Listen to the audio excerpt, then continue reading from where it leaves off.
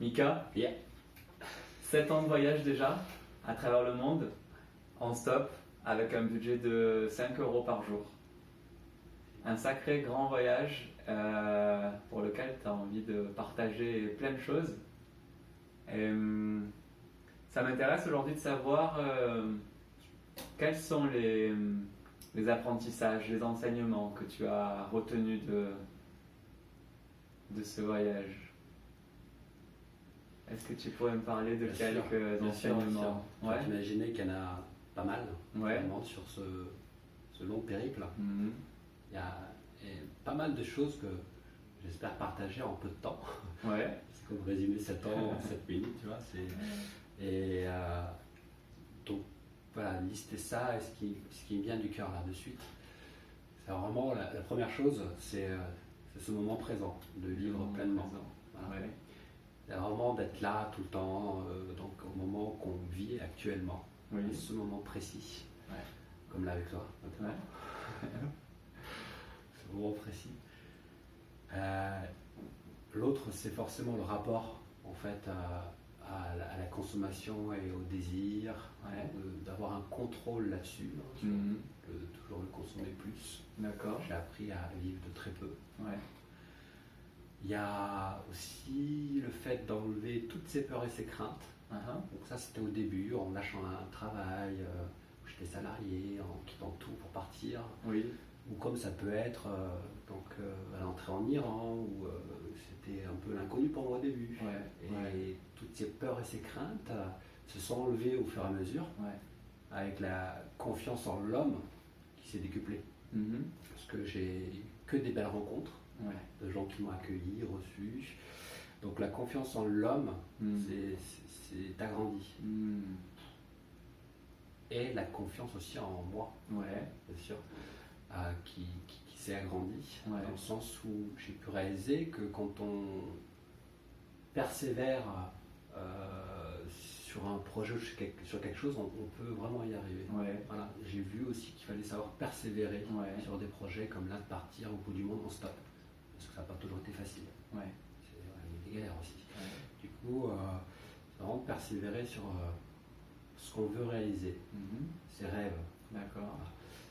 De réaliser ses rêves, ça passe par le fait d'enlever toutes ses peurs et ses craintes. Quand on arrive à enlever tout ça, on peut faire beaucoup de belles choses. Quelle peur là, importante il y avait avant qu'il n'y a plus aujourd'hui? Ah là, c'est plus les peurs de l'attachement à ce qu'on possède. Voilà. Qui se transforme plus à un remerciement et une gratitude sur ce qu'on a. Oui. Vraiment. Maintenant. Voilà, c'est lâcher tout. Que ça peut être d'ordre matériel, comme un travail ou autre chose. C'est vraiment le lâcher prise total. Oui. Ok. Et le lâcher prise justement. Le lâcher prise aussi, qui est un des enseignements où souvent il y a des périodes où je ne savais pas où j'allais dormir et tu vois, donc quelle rencontre j'allais effectuer. Et du coup d'être constamment en lâcher prise, on est surrender, tu vois ce mot surrender en anglais, la résilience. C'est ça. C'est un mot qui va bien en français. Là. C'est ça, la résilience, le lâcher prise, le se laisser aller, c'est un peu la soumission, mais pas dans le sens péjoratif. C'est le laisser aller en fait, vraiment, à ce que l'univers va nous présenter finalement. Donc c'est ça, c'est un lâcher prise. Elle nous apporte plein de surprises et plein de belles choses. Voilà. Comme d'arriver dans un temple, dans une école soufie en Indonésie. Tout ça, c'est en stop et c'est en lâcher prise que ça se passe. Il y a tellement de belles choses qui se passent quand on lâche tout ça. J'ai appris aussi à prendre du temps pour moi. J'ai appris à être seul. À aimer d'être seul. Chose que je n'avais pas avant. Donc en nature surtout aussi. Et appris à vouloir passer du temps avec les gens que j'aimais. C'est important, parce qu'on est des fois dans le monde occidental dans la course parfois. Dans un voyage en stop comme tu le vis, il y a la recherche constante de la rencontre parce que tu veux être pris en stop, tu veux être hébergé. C'est des objectifs comme ça chaque jour. Du coup, il y a tout le temps la recherche du partage avec l'autre. Et là, tu es en train de dire aussi que tu as appris à aimer être seul. Comment ça s'organise la balance là entre les deux? Ouais, la balance, ça serait 50-50. Ouais. Je pense que c'est assez utile. Ouais. Après, ça reste personnel, mais c'est d'avoir un temps pour les autres. Oui. Mais d'avoir un temps pour soi. Ok. Voilà, notre monde intérieur. Voilà, qui est en connexion constante avec le monde extérieur. Ouais. Mais voilà, ce temps-là seul, au début, je l'avais nettement moins. Ouais. Parce que toujours à la rencontre, tout le temps chez l'habitant, et toujours plein de joie, mais en même temps, voilà, il y avait ce besoin d'espace et de temps pour Michael. Voilà, ouais. Et voilà, d'aller en profondeur là-dedans aussi. Ouais. D'autres enseignements encore? Alors, d'autres enseignements qui me viennent à l'esprit.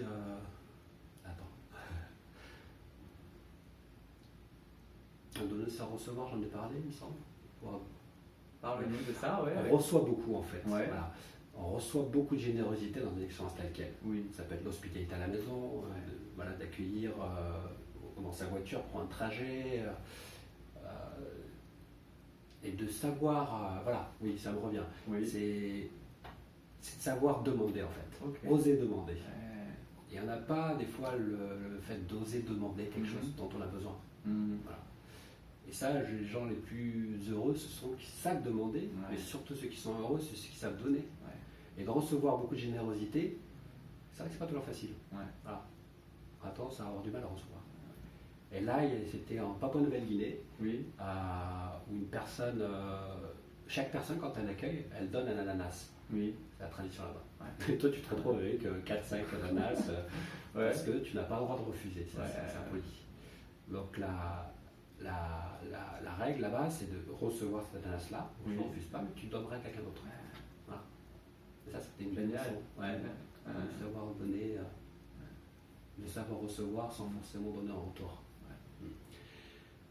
Et voilà, c'est ce qui me vient à l'esprit. Donc ensuite, tellement de choses. Parmi les apprentissages, par rapport, ça me revient maintenant. C'était sur aussi la communication. On se retrouve dans beaucoup d'endroits où il n'y a personne qui parle anglais. Donc tu es dans d'autres phases de communication qui sont non verbales, qui sont par le regard. Le sourire, ça fait partie des choses aussi, très importantes. On sent tellement bien quand on reçoit tellement de sourires. Comme en Birmanie ou en Indonésie ou au Tadjikistan, quand tu te balades dans des endroits où ils n'ont jamais vu de touristes, tu reçois des centaines de sourires. Et ça, dans ces pays-là, on sourit plus qu'ailleurs. Il y a des pays où c'est particulier vraiment le sourire. Alors il y a des pays, alors je pense que c'est plus... il y a des pays quand même. Ça va rejoindre un peu les pays en fait très développés, où justement on va recevoir un peu moins de sourires. Mais ça va aussi, et ça je l'ai expérimenté à plein d'endroits, dépendre de nous aussi, de notre état d'humeur. Quand on a un sourire, on en reçoit en retour. Ça ne marche pas tous les jours, mais voilà. Et ça, c'est vrai que c'est très important le sourire, je pense. En Birmanie, en Indonésie, on sourit beaucoup. Indonésie, Birmanie. D'autres pays encore? Ouais, mais en fait, il y en a pas mal quand même. Au Tadjikistan, les endroits où ils n'ont pas eu trop l'habitude de voir des touristes aussi, il y a un accueil avec le sourire qui est quand même là. Sur la communication, ce que je disais tout à l'heure, c'était on a appris à développer la communication par le regard, par le sourire justement, où on a des intuitions qui se développent. C'est d'autres aspects de communication. Ces intuitions qui se développent et ces synchronicités aujourd'hui qui sont de plus en plus rapides. Dans un voyage lent, on a tendance à observer tout ça et à voir un peu plus donc nos pensées, à observer nos pensées et de voir que ça se matérialise. Donc ces synchronicités elles sont quand même assez répétitives et accélérées aujourd'hui.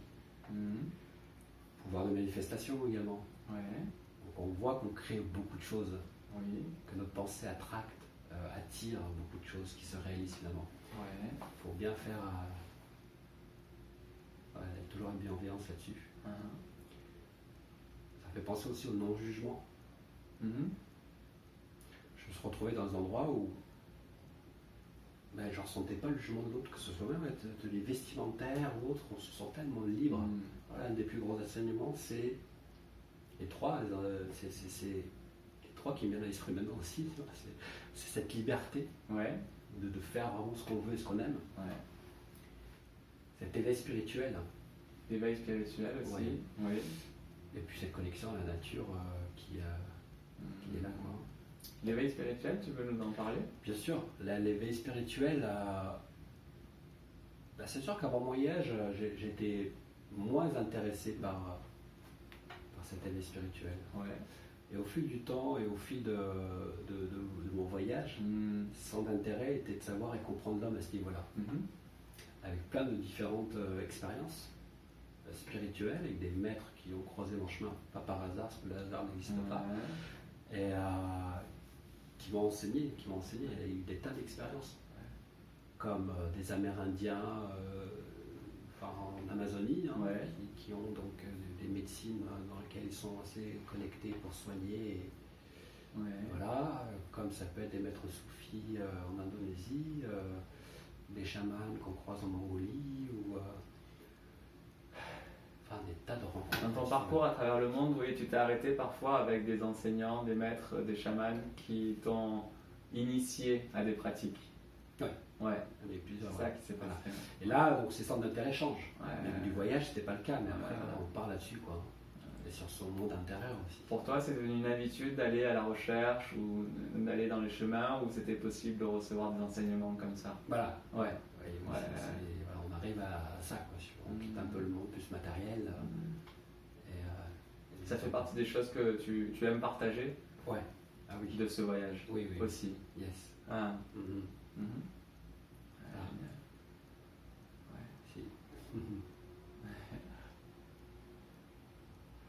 y a certainement des choses que je pense pas maintenant. Mais voilà, une belle école de la vie en fait que je compte transmettre. Dans ce voyage, tu as appris à être utile aussi? Oui, aussi, être utile. C'est sûr qu'on se sent plus redevable de tout l'amour reçu, de toute cette hospitalité. Donc, parce qu'on reçoit beaucoup, mais voilà, on a envie de transmettre ça. Et je me sentais utile justement dans beaucoup d'écoles. Je partageais mon voyage ou des volontariats à droite à gauche, de me sentir vraiment utile. Tel un petit colibri et de faire, même si c'est petit, faire des choses. C'est important. Et d'où la raison pour laquelle aujourd'hui je ressens le besoin de me sentir utile ici même en France en partageant cette expérience-là. Me sentir utile, c'est important. C'est très important.